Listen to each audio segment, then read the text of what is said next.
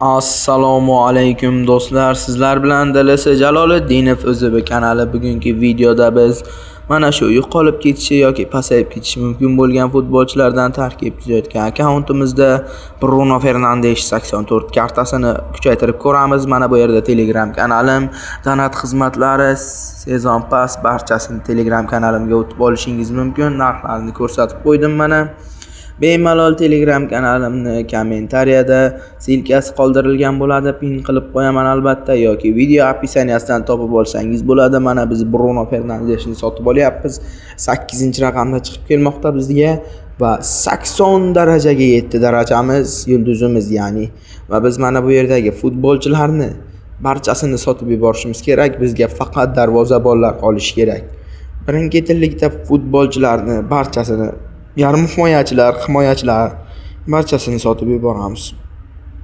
Va deyarli qolmabdi. Fernandes, Isco, Modric. Yarim himoya ham juda kuchli holatga yetdi. Bizda endi Fernandesni fitnessga kuchaytiramiz. Aytishingiz mumkin, Fernandesni nega fitnessga kuchaytirdingiz? Texnikaga kuchaytirish kerak-ku, yarim himoyachi-ku deganda men ko'rdim, bunday o'ylab qarasam texnika darajalari o'zi juda chiroyli. 83 udar, 90 pas, 85 kontrol ekan.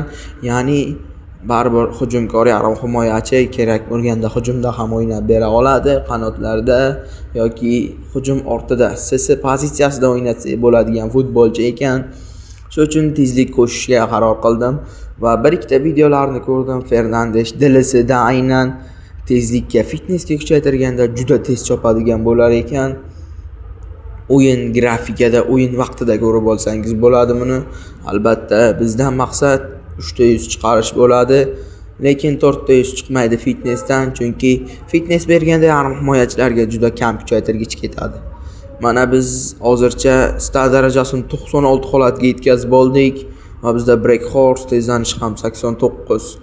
Tezlanish ham tez ko'tarilyapti. Tezlik va str darajasi deyarli teng holatda.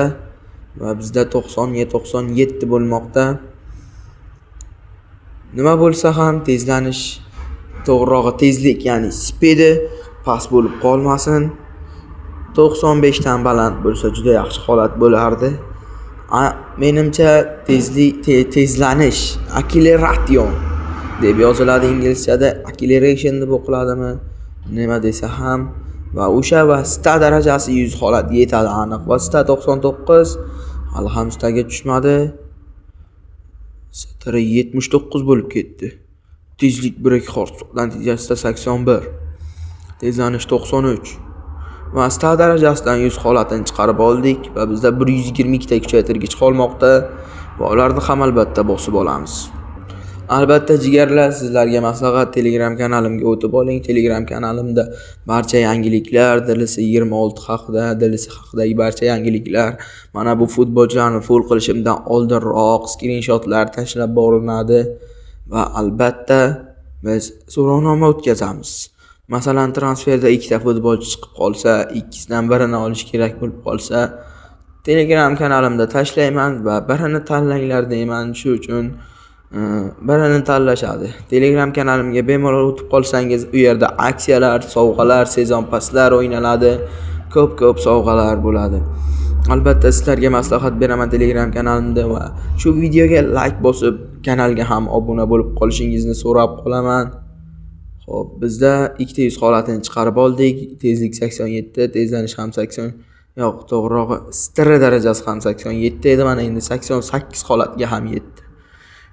Ikkisi teng holatda ketmoqda.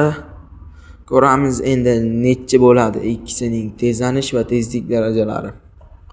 Bruno Fernandes ko'rib turganingizdek 92 holatga yetdi. Juda chiroyli holat.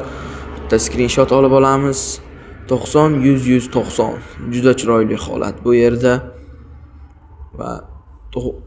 Va pas ham 90, ya'ni 390 holati bor hozirda.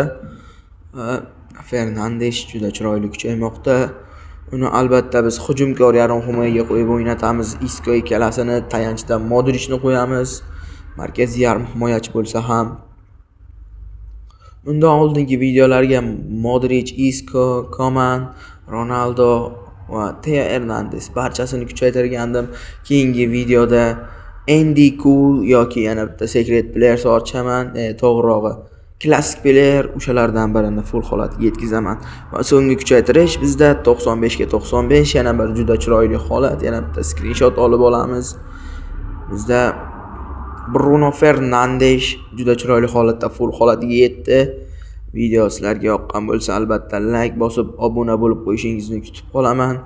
Fernandesdan juda chiroyli full holatini chiqarib oldik va bizda 85 ta kuchaytirgich qoldi. Keyingi videolarni o'tkazib yubormang. Xayr, salomat bo'ling.